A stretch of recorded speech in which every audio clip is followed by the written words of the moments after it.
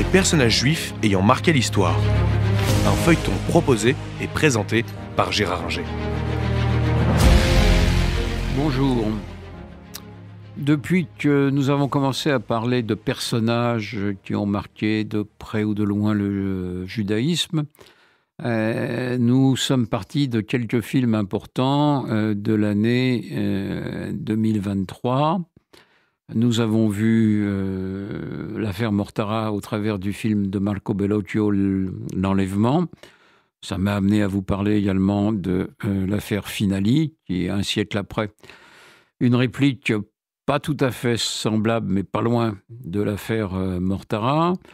Et puis, à propos du film de Christopher Nolan, Oppenheimer, nous avons vu la vie de ce grand savant américain.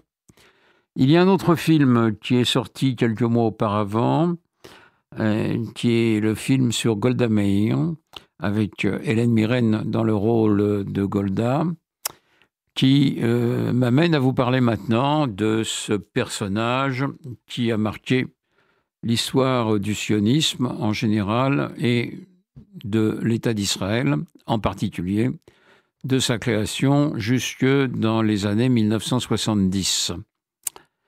Golda Meir est un personnage un peu controversé, on aura l'occasion d'en parler, mais ça reste, qu'on le veuille ou non, une grande figure de l'histoire juive du XXe siècle.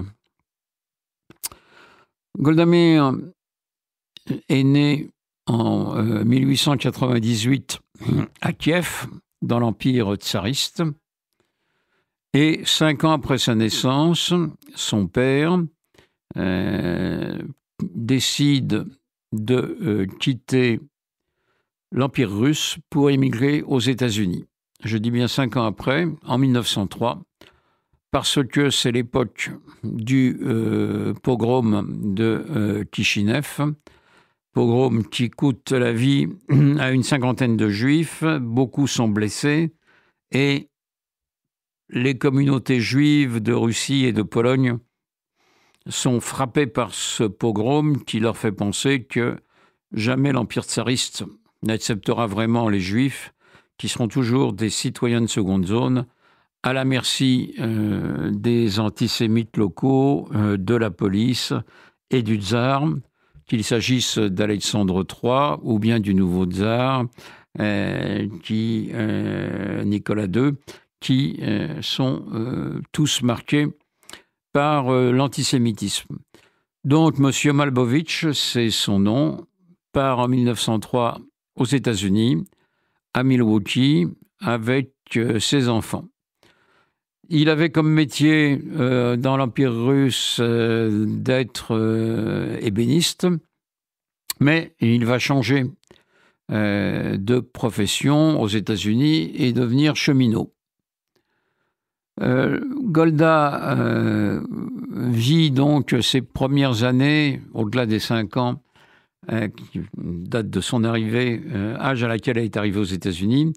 Elle vit son enfance à Milwaukee, dans une famille modeste. Quand elle a 16 ans, elle en a un petit peu assez de cette vie un peu trop traditionnelle et qui ne lui présage pas un avenir radieux. Elle part rejoindre sa sœur Shaina. Elle part la rejoindre à Denver, où elle poursuit quelques études. Et puis là, en 1917, elle va rencontrer un monsieur Meyerson qui va l'épouser. Elle le connaissait un tout petit peu depuis 1914.